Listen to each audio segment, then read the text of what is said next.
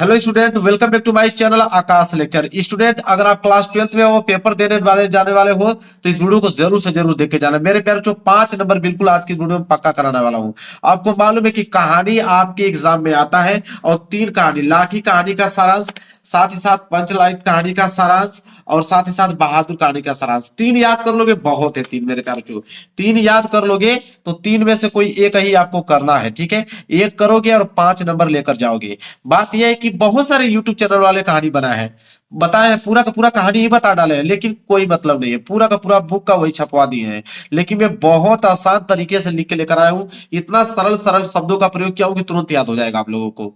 ठीक है, वीडियो के लास्ट तक जाते जाते आप अच्छा ही कमेंट करके जाओगे, इस बात का दावा करता हूं। और 5 नंबर आज की वीडियो से पक्का करके ले जाओगे। ये टॉपिक फिक्स है, इसको कोई रोक नहीं सकता है, ये आएगा तो ही आएगा। ठीक है, तो चलिए एक एक करके देखते हैं। बहुत कम समय में मेरे प्यार को पूरा का पूरा कवर कराऊंगा। देखिए, सबसे पहले हम लोग लाठी कहानी का सारांश देखेंगे। ठीक है, देखिए लाठी कहानी का सारांश लिखेंगे कैसे, देखिए लिखेंगे कि लाठी कहानी की रचयिता प्रसिद्ध कहानीकार शिवानी है। कौन है प्रसिद्ध कहानीकार? शिवानी जी हैं। इन्होंने इस कहानी की पहाड़ी रंग दिया। देखिए, सबसे पहले तो शिवानी जी का नाम आपको मालूम होना चाहिए कि जो लाठी कहानी के रचयिता कौन है। आपके प्रसिद्ध कहानीकार शिवानी जी। क्योंकि एग्जामिनर जब चेक करेगा आपका, तो पहली पॉइंट यही देखेगा कि आपने कहानीकार का नाम लिखा है कि नहीं। इसको आपको हाईलाइटेड करना होगा। इन्होंने इस कहानी को पहाड़ी रंग दिया।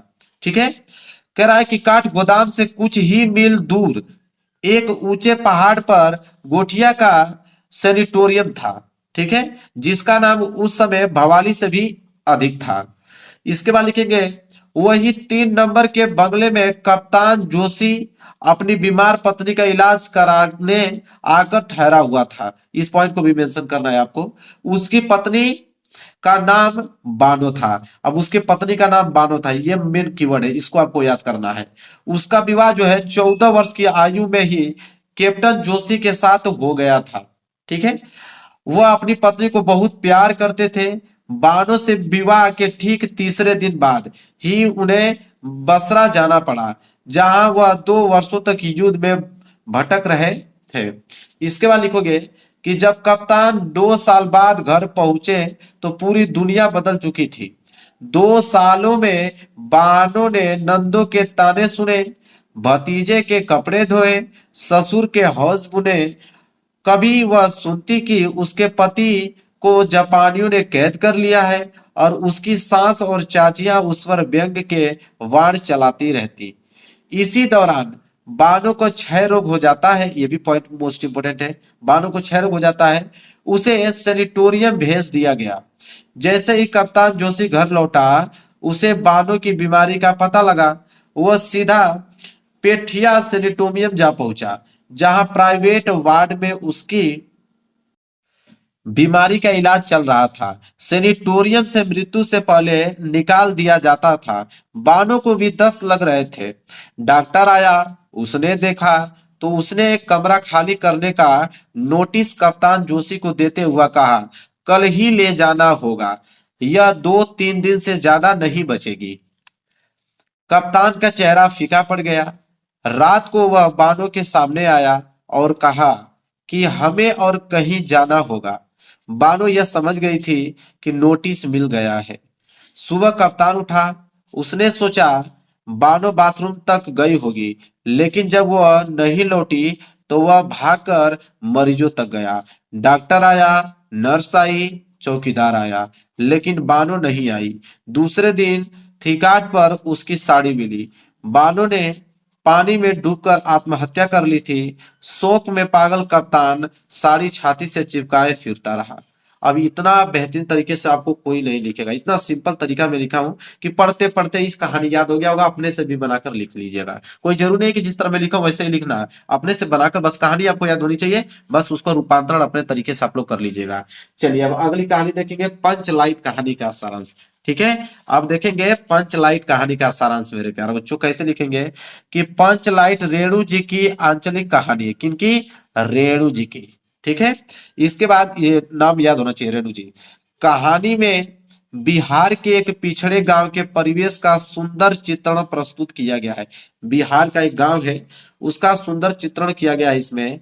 रामनवमी के मेले में महतो टोली के पंचों ने ठीक है। बिहार के एक गांव में एक टोली है जिसका नाम महतो टोली था।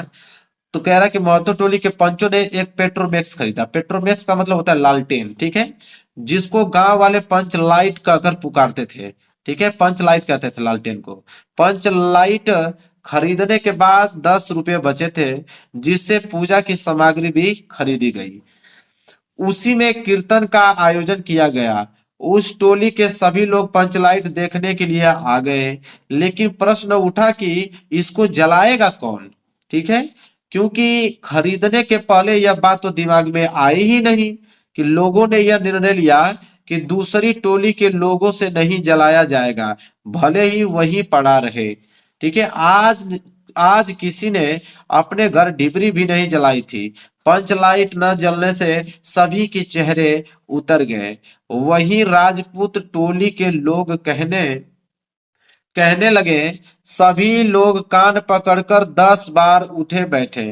पंच लाइट जल जाएगा, लेकिन ऐसा मजाक को भी धैर्य पूर्वक सहना पड़ा। वहीं पर गुलरी काकी की बेटी मुनरी बैठी थी। वह जानती थी कि गोधन जो है पंचलाइट जलाना जानता है, लेकिन पंचायत ने गोधन को हुक्का पानी बंद कर रखा था, क्योंकि वह सलीमा का गाना गलियों में गाता रहता था और लड़कियों को छेड़ता रहता था। मुनारी गोधन से प्रेम करती थी, इसलिए वह अपने न कहकर अपनी सहेली कनेली को बताई। कनेली सरदार तक यह बात पहुंचा दी कि गोधन जो है पंचलाइट जलाना जानता है। लेकिन सभी लोग सोच में पड़ गए कि गोधन को बुलाया जाए कि नहीं बुलाया जाए। अंत में लोगों ने निर्णय लिया कि उसे बुलाया जाए। सरदार ने छड़ीदार को भेजा, लेकिन उसने आने से मना कर दिया। कई लोग गए, लेकिन वह आया नहीं। अंत में गुलरी काकी झोपड़ी में गई और उसे मनाकर ले आई।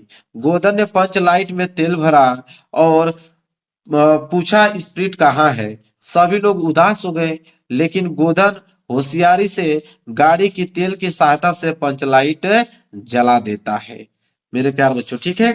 इसके बाद आगे लिखोगे कि पंच लाइट के जलने से लोगों के मन में प्रसन्नता आ जाती है, मतलब सभी लोग खुश हो जाते हैं। महावीर स्वामी की जय जयकार करते हुए कीर्तन जो है वो शुरू हुआ। गोधन ने सबका दिल जो है वो जीत लिया। मुन्नरी ने हसरत की निगाहों से उसे देखा। दोनों की नजरें चार हो गईं। गुलरी काकी ने शाम को उसे खाने पर बुलाया। पंच भी अति उत्साहित होकर गोधन को कह देते हैं, तुम्हारा 7 खून माफ। खूब गाओ सलीमा का गाना। ठीक है, कहानी का कथानक सजीव है। सीधे सीधे अनपढ़ लोगों की संवेदनाओं को बाड़ी देने में फणीश्वर नाथ रेणु जी समर्थ रहे। इस कहानी में आचलंकिक जीवन की सजीव झांकी प्रस्तुत की गई है। अब मेरे प्यार तो सुनते सुनते याद हो गया, सुनते सुनते सारी कहानी याद हो गया कि इस कहानी में मैटर क्या है। जाके खूब आराम से लिख दीजिएगा मेरे प्यारों, जो पूरे के पूरे 5 नंबर आपको दे दिया जाएगा। इसका भी काम खत्म। अब अगला कहानी देखेंगे, बहादुर कहानी का सारांश। देखिए, बहादुर कहानी का सारांश क्या है कि बहादुर कहानी में मुख्य पात्र है राजा बहादुर और उसका अनुप्रेषक धनराज। धनराज को जंगल में एक अद्भुत पक्षी दिखाई देता है और वह राजा के पास जाकर उसे दिखाता है। राजा बहादुर को उस पक्षी में अपने विजय का संकेत मानता है और वह जंगल में पक्षी को ढूंढने निकलता है। राजा के साथ उसके अनुप्रेषक धनराज भी आते हैं। जंगल में वे एक बूढ़ा व्यक्ति मिलते हैं। ठीक है, जंगल में उनसे बूढ़ा व्यक्ति मिलते हैं जो उन्हें पंछी के बारे में बताता है और उन्हें अपने साथ पंछी के निर्देशक बना देता है। वे पक्षी को ढूंढने रहते हैं, ठीक है, ढूंढते रहते हैं, परंतु वे पक्षी को नहीं पा सकते। आगे लिखेंगे, अंत में वह अपने अनुप्रेषक से पंछी के निर्देशक के बारे में सोचते हैं और समझते हैं कि पंछी उन्हें अपने रास्ते पर ले जा रहा है, जो उन्हें अपने घर की ओर ले जाएगा। यह बात साबित होती है जब वे अपने घर पहुंचते हैं और देखते हैं कि पंछी का निर्देशक वास्तव में उनके घर के द्वार पर ले आया। इससे राजा बहादुर का जो विश्वास है, विश्वास जो है उनके अनुप्रेषक पर बढ़ता है और वे उसे अपना सच्चा दरबारी मानते हैं। सारांश के रूप में बहादुर कहानी एक अनुशासन की कहानी है जो मित्रता, विश्वास और विश्वास को महत्व देती है। मेरे प्यारे बच्चों, मैंने तीनों कहानी बता दिया। एक कहानी आपको एग्जाम में लिखना होगा और तीनों कहानी आपके दिमाग में चल रहा होगा इस समय। 5 नंबर बिल्कुल फिक्स, कोई एक नंबर नहीं आपका काट सकता है। इतना डिटेल से मैंने कहानी पढ़ के आपको बहुत प्यार पूर्वक से इसे सुनाया और सुनते सुनते ही ये कहानी याद हो गया होगा। जाके एग्जाम में लिखिए, 5 नंबर लेकर आइए, कोई दिक्कत नहीं है। अच्छे नंबर लेकर आइए, हिंदी में 95% लाकर दिखा दीजिए कि इस बार का हिंदी का टॉपर आप ही हो। मेरे प्यारे बच्चों, वीडियो को लाइक जरूर कर देना। चैनल पे नए हो तो चैनल को जरूर सब्सक्राइब कर लेना। मिलेंगे एक प्यारे से नेक्स्ट वीडियो में, तब तक के लिए धन्यवाद।